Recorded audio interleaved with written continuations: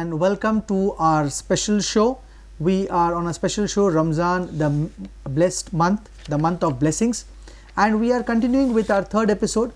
Our third episode is going to cover the topic of service to humanity.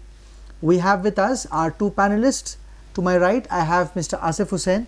So thank you very much. He is a businessman and he is joining us from Vasco. And we also have along with us Mr. Atikur Rahman. He's been kind enough to be with us all through. He is also a businessman coming from Margao. Thank you very much, sir. We are talking about service to humanity, and we're going to cover one of the aspects also considered to be one of the pillars of Islam, and that is zakat. So I would like to start with Mr. Atik Saab. Atik bhai, if you can tell us what is zakat? Thank you, Mr. Ashfaq. If you see, the superstructure of Islam is laid on 5 pillars, and zakat, alms giving or charity, is one of those pillars. In literal sense, the literal meaning of zakat means purification and cleanliness. Purification of what? It's the purification of your wealth. And Islam has a very deeper concept to it. It's just not about purification of your wealth, rather purification of yourself as well, right? Because anything and everything which man has in possession today is a trust, is a blessing from Almighty God.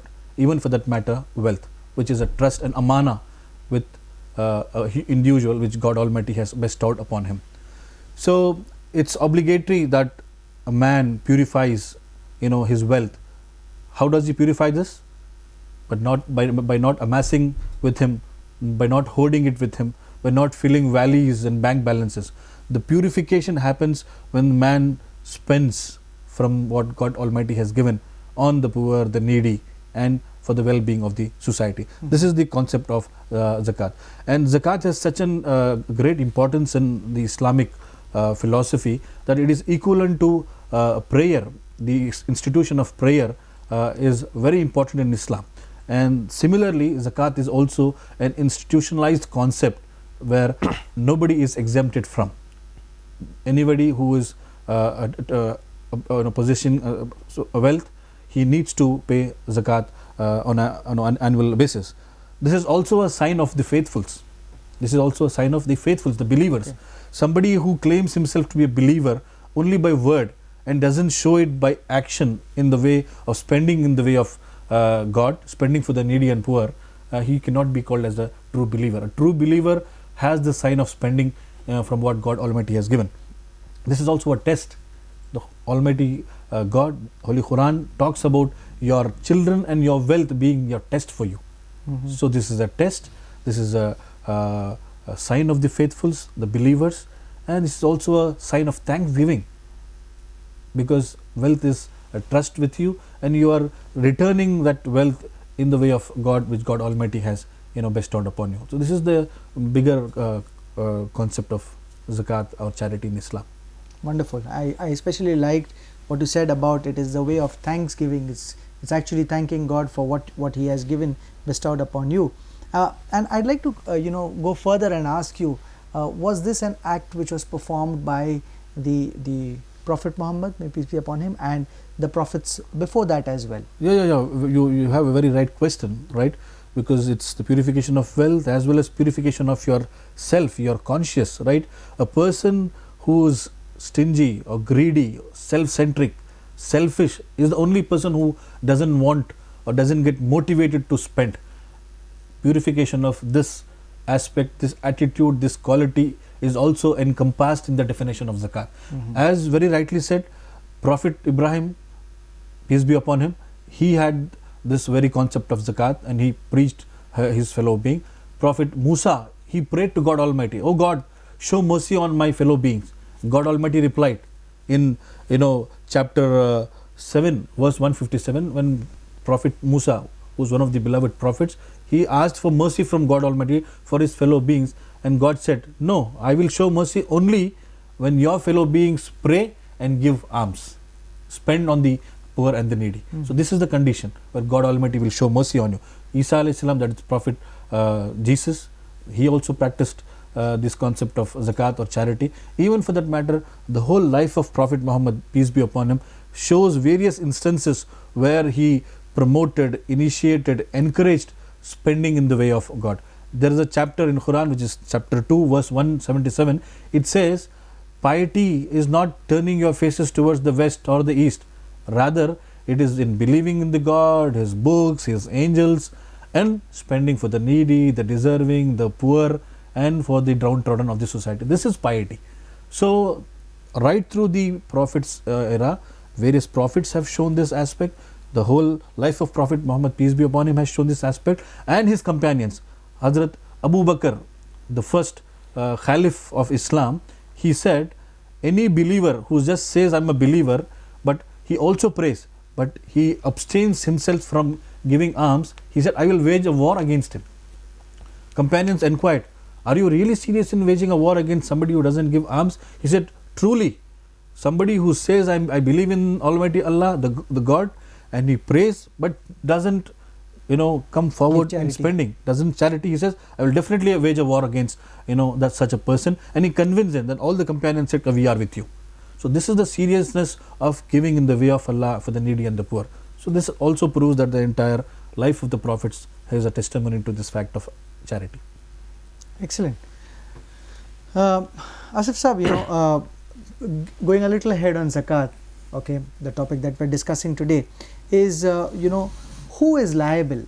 How do we determine how much to pay and who has to pay? Okay, so who will pay, how much he will pay, and are there a few people or some specific instances, of people whom can be exempted from paying zakat? There are basic criteria to be fulfilled. I mean, zakat is the third pillar of Islam, and every individual who, after taking care of his family and becomes an owner of a particular amount of money for a period of 1 year, that particular amount of money is called nisab, the bare minimum wealth that a person should own. If he owns that amount and he owns it for a period of 1 lunar year, then such a person is liable to pay the zakat. So it could be a young man, an old man, a woman, any individual who owns that bare minimum criteria and of ownership. How much would that be? That is 2.5% of his. No, how much of wealth would he amass to be liable to pay zakat? Like 7.5 tolas, that is approximately 85 grams of gold. If a person is in ownership of this, after all his household expenses, after paying off his debts, anything, if he is an owner of this much wealth, 85 worth of 85 grams of gold for a period of 1 year, then he needs to pay 2.5% on that value. Suppose he has exactly 85 grams of gold, then it is 2.5% of that value he has to pay. So, Atiq Sahab, if you can maybe tell us, whom do we give this money to? Can I go out on the street and find someone and give it to, or are there any specific criteria to be fulfilled when we are giving zakat? Yeah. Islam and Quran very specifically gives instructions on this. It's not a very generalized approach where you have your money calculated, you go out on the streets and start distributing. It's not that way. Chapter 9, which is called Surah Tawbah, verse 60, very clearly talks about it as to where your zakat amount has to be spent. It has to be spent in 8 different divisions or 8 different aspects. The first person who deserves your zakat is the poor. Poor is the person whom who cannot fulfill his basic needs. You see people wanting for help, food, shelter, they are supposed to be poor people. Second category is needy. Very important to understand difference between poor and needy. A poor is a person who exhibits his need, says, I want something, give me food, give me shelter, give me clothing. He is a poor person. He gets the share of zakat. Needy is the person who is deserving but doesn't express, for his self-dignity or for whatever reasons. So it's the duty of the individual, it's the duty of the collective system to identify such people and give a share of the zakat, to them, deserving. Second. Third, Islam basically talks about a collective system of management of zakat, and the people who administer this entire exercise are also obliged to get a share of this zakat. Fourth are the people with whom my relationships need to be strengthened with my co-brothers. I have my relationship with my Christian brothers, my Hindu brothers, my Buddhist brothers, in a society like India, to develop better relationships to develop harmony and beautiful coexist with them, I can spend a part of my zakat on them. Also, the owners of this zakat are people who can be freed, like people who are Slaves. jailed or who are, as prisoners. After a period of their, punishment, there are thousands of people in Indian jails today who cannot pay the bare minimum penalty, but because they haven't paid, they are still in jails. So to free such people, this zakat amount can be utilized. Zakat amount has to be used in a division which is for the sake of God, to propagate the religion of God, to propagate His good commandments, to propagate virtues, to promote good things in society. A part of zakat can be utilized. Also, zakat has to be used on those people who are in debt, overburdened with debt. Like somebody in business, somebody was doing something and for various reasons he went into loss. But he has an intention of coming up, want to serve the society. To such people, we need to spend zakat and see how we can come out of that burden and of that pressure and become a normal, working hand. Lead a normal life. That's again the 7th part. And the last 8th division is on traveler. Traveler meaning he could be a rich person. For example, somebody who's on a travel for business for various reasons, and suddenly he loses all his position, though he's a well-to-do person back home. But right now in my place, which is a strange place for him, he doesn't have money, he needs help. Zakat can be used on such traveler to see that he reaches back home safely to his people and start his normal life. So these are the 8 divisions which Quran through the chapter 9 verse 60 gives us directions to spend your zakat amount on. Great.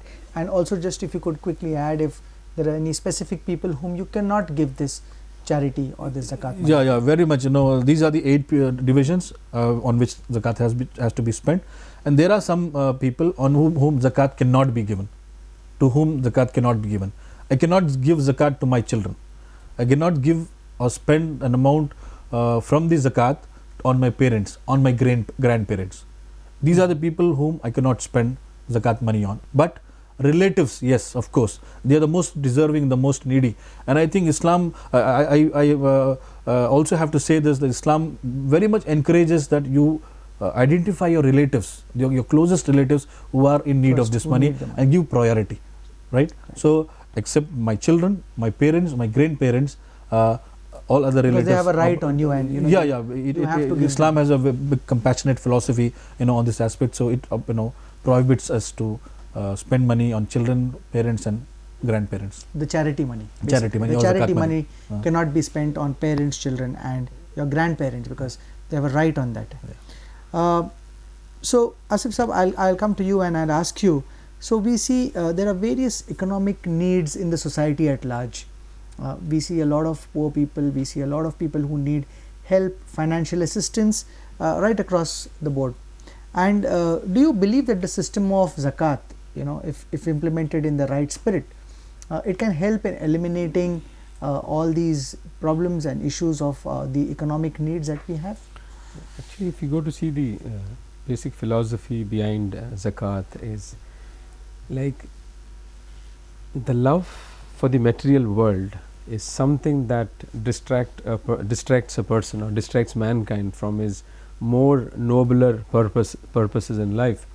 And in order to put a break on this uncontrolled love for wealth, God Almighty has made it compulsory. Zakat is a compulsory charity that an individual pays from out of his wealth. In a nutshell, it is like the right of the poor has been kept in the wealth of the rich. It is an obligation, it is a compulsion, it is not voluntary. Now if you look at the world that we live in, for ages we've been talking, different isms would come and change the scenario. That's not happened. Poverty has been increasing all through. Refugees, the number of refugees across the world is increasing. People in need and want are increasing. Many reports across that have come up, that is UN report, our own reports from our own government, says that there are homeless people, there are people who do not have shelter over their heads. Almost 78 million in India. Almost 1/4 of India's population lives below poverty line. So there is the serious urgency to look into this aspect of charity, because the wealth that is accumulated by people across the world, if you see the disparity of the ownership of the wealth, which has led to this great economic divide, where people are not able to get 2 square meals a way. If zakat is implemented, where every individual who has savings for 1 lunar period pays 2.5% of that amount to the central treasury, which is actually the zakat system, and then that fund is used for to mitigate all of these things, I think we should not have a problem. It can be taken care of comfortably. I mean, if we can even load, we can unload, I mean reduce the load of taxation if this 2.5% is implemented throughout the society. It will help. Got that. So of course, if everyone starts paying 2.5% of the excess wealth that they have, it will help us to eliminate or at least reduce the current stress that is there on the various agencies and governments. Okay, we are going to go into a short break, and we're going to come back with more on this. Keep watching RDX Goa.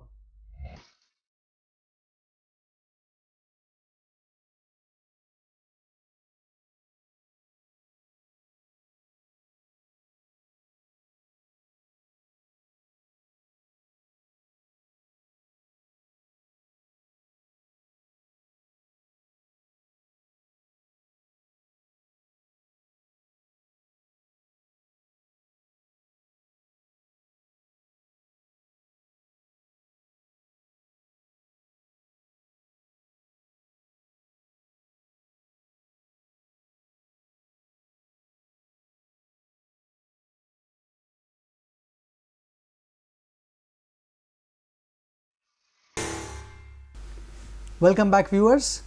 You are with us on RDX Goa, and we are discussing on the topic of service to humanity with special emphasis on zakat.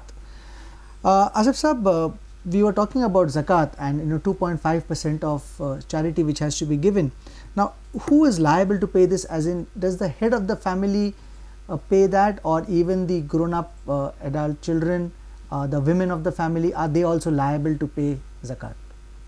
The beauty of Islam is it has made the fundamental pillars of Islam, the basic thing, compulsory on every individual who affirms belief in God Almighty. That includes men and women. They are equally responsible for the well-being of the society.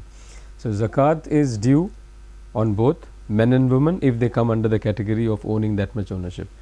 Again, this brings to the fact that Islam gave women the right to do business and own property. Hence, even in present day, you have women who own property, and they would have to calculate zakat individually on their assets and their properties. Same criteria, there is no difference. If the man owns a certain amount of money, that comes under the nisab. Similarly, the woman, if she has landed property or investments or assets, gold, silver, us par one will have to calculate the zakat. So the man also will have to pay, and the woman also will have to pay for the if they come under the criteria. So if you have the excess wealth with you, irrespective, you have to go ahead and pay your charity which is due. I'm coming to a very important and a very critical aspect of this topic, and if everyone starts contributing and giving their 2.5% of the wealth, does it actually make sense to give zakat to individuals whom we know and identify as people who are deserving and needy, or does it make sense to go and put that money in a collective central resource and from there it is distributed? I mean, what's your view on that, and how would you take it further? I would take the Islamic view on this. The Islamic view is, in most of the practices and worships, Islam promotes collectiveness, a collective form, in the form of a system. Even for that matter, you see prayer is in a collective form. You go to Hajj as a pilgrimage, it's in the collective form. You fast in the holy month of Ramadan. In uniformity across the globe, people fast, during the month of Ramadan collectively, right? In the same way, zakat is an institutionalized concept in Islam. It's a social institution basically, which has to be strengthened, and it's encouraged, promoted, and it is a must on the Muslim community to establish this collective system of zakat, which is a social institution. And in nowhere or it is encouraged that an individual can start giving zakat as per his need. He has to be a part of that collective treasury where he calculates, gets the money and submits it into the central treasury, and the administration will take care of the distribution and disbursement of the wealth or the zakat amount to the deserving and needy as per the Quranic instructions. One beautiful example which I would like to quote here from the Islamic history is from the rule of second Caliph of Islam, Hazrat Umar. He is called as the political architect of Islam. He is also been named in the best 100 books by Michael Hart. So during his 10-year rule, he had so effectively established the collective system of zakat that there was a time when the wealthy people came on the horses with wealth in their hand, with gold coins in their hand, which was the form of currency at that point of time. They used to announce, is there anybody who can take my wealth and relieve me of this responsibility and obligation? And there was no takers. There was no person who used to come and say, I am a beggar, I am a poor, I am a needy, please give me your zakat. There were nobody else, nobody found in that society. To such extent was the implementation of zakat effective that there was no person. So in a sense, zakat is an empowering mechanism, an empowering system where it wants to convert a zakat taker from a zakat taker to zakat giver. There is a saying of the Prophet Muhammad, peace be upon him, that a hand which gives is a better hand than a hand which takes. So zakat is that mechanism which helps a giver, a taker, to become a giver. So this is the system which Islam very beautifully promotes. All right, Asif Sahab, we are going to come to you about an interesting question that crosses my mind. Is there may be a few people who will get inspired by our talk today and would want to pay zakat, and some of them may probably realize that they have not paid zakat for the last couple of years. What is a plan for them? Can they pay their zakat? Is there a penalty for late payment, etc.? Actually, it's quite simple. It is the intention that makes the difference. So if a person realizes that he has not paid for so many years and he decides that I need to pay it, I think that is most welcome, and he will be rewarded for it, and it will relieve him of the pressure of not having paid. So psychologically it will help him, it will boost him, and it is but natural. When a person does something good, it makes him happier, makes him feel good, it eases the pressure around him. So if he feels he needs to pay, yes, he should come forward and pay the zakat. Not only zakat, there is something called zakatul fitr. I think we did not discuss that. Yeah, if you can tell us more. Another zakat form, one is the zakatul mal and zakatul fitr. Zakatul fitr is basically paid just at the end of the month of Ramadan. When you fast, man is weak and is prone to doing mistakes. So in the month of Ramadan, at the end, as to make up for that small mistakes and little wrongs that we do, and in the fasting period, there is something called zakatul fitr that needs to be paid.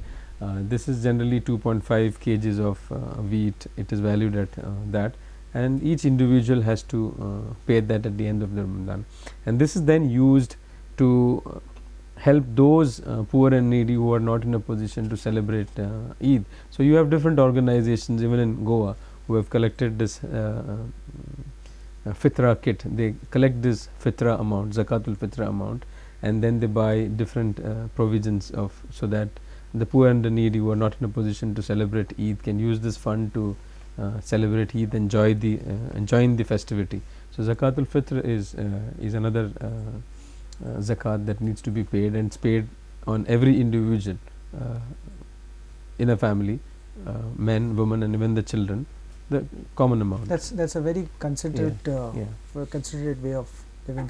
Atiq Sahab, do you think that by giving zakat and giving charity, you feel a sense of happiness, a sense of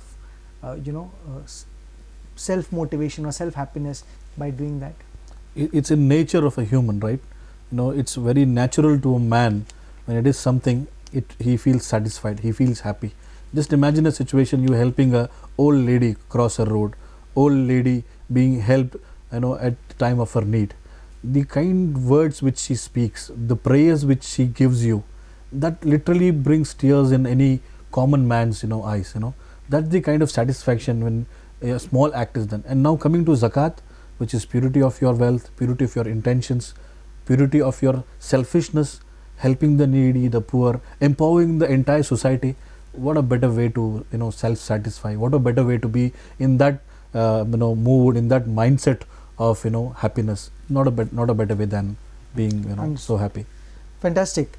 We'll come to the end, but before I let you go, a quick message for our viewers. Asif Sahab, I request you to give a quick message for all our viewers of RDX Goa, please.